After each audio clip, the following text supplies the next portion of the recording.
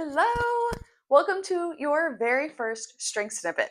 Today, we are going to do something called wall push-ups. So you've probably heard of a push-up before. That's a pretty common exercise that you might have been exposed to already. And you might have even heard of a wall push-up.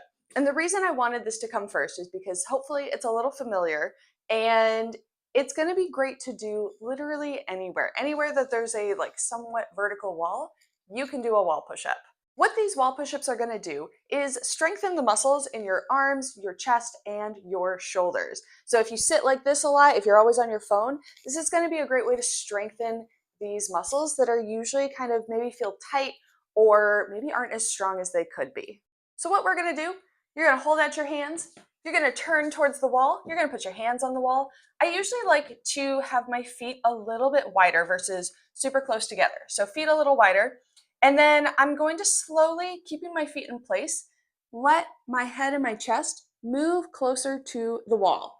Now, one of my most important tips here is that you want your body to make an arrow, not a T. So I'll show you what that looks like. So this is an arrow. My elbows are pointing down. A lot of times you see people do push-ups like this with their arms out like a T. I don't want you to do that. There's nothing necessarily wrong with that, but it's going to put stress on a few specific muscles, whereas this, keeping your elbows down, is going to engage a lot more of the muscles that we want to talk about. And when you're doing an exercise, more muscles involved means you get stronger faster. All right, so with your arms making that arrow, you're going to do a couple of these wall push-ups. So lower your face and your chest to the wall, and then push back out.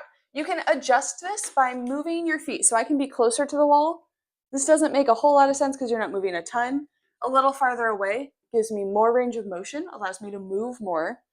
The farther I get my legs back, the more I can push into the wall, but the sooner my head might hit. So be careful about that.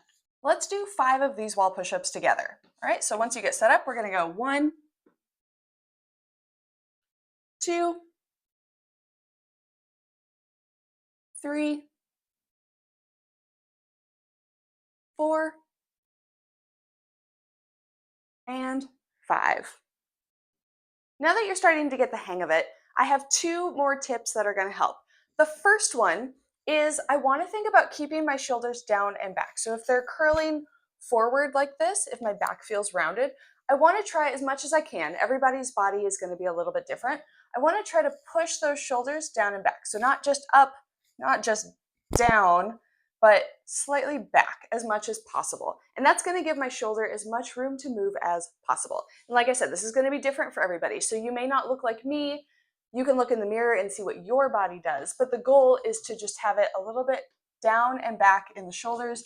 And that gives us more space to move versus rounding in. The second tip that's going to help you with these wall push-ups is thinking of your body as a plank. Now, a plank is another exercise that you might already be familiar with. Essentially, for a plank, you put your hands on the floor and think of your body as a straight line. So you're not letting your body bend in any particular direction.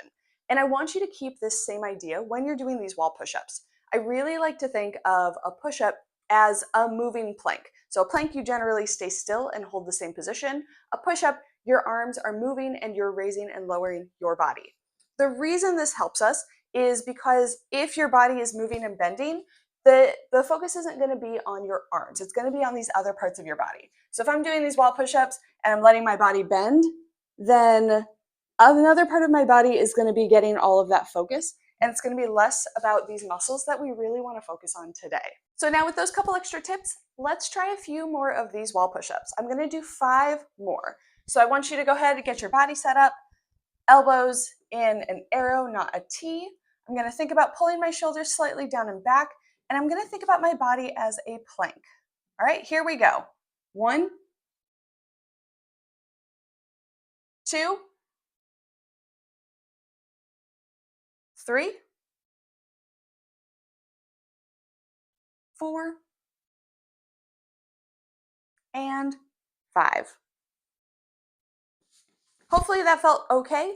If it doesn't, then you can really try adjusting your feet and hand positions. So I could try my hands here, wider, narrower, different positions. The main goal is to find what works best for your body. So I want you to explore that a little. So we're gonna do another set of 5. I want you to try a slightly different hand position than you did in the last grouping. So for this time, I'm going to bring my hands a little narrower and I'm gonna see what that feels like. I might like it better, I might not like it as much, and that's totally okay. So different hand position, elbows still in an arrow, shoulders slightly down and back, and I'm gonna think my body is moving as one plank. Here we go. 1, 2, 3, 4, 5. And there we go. That is a wall push-up. I sometimes also call this an incline push-up because our body is at an incline versus flat on the floor. From here, you can do more of these. I don't want you to feel like you have to do a ton more throughout the day or anything like that, but we just did 3 groups of 5, and you can do a couple more of those. So maybe in half an hour, you get up and you do another group of 5. You know, like I said at the very beginning of this video, anytime you have a wall, you can do some wall push-ups. So check out the challenge booster if you liked this and you wanted to make it just maybe a little bit more challenging for yourself. Check that out, and I will see you on day 2.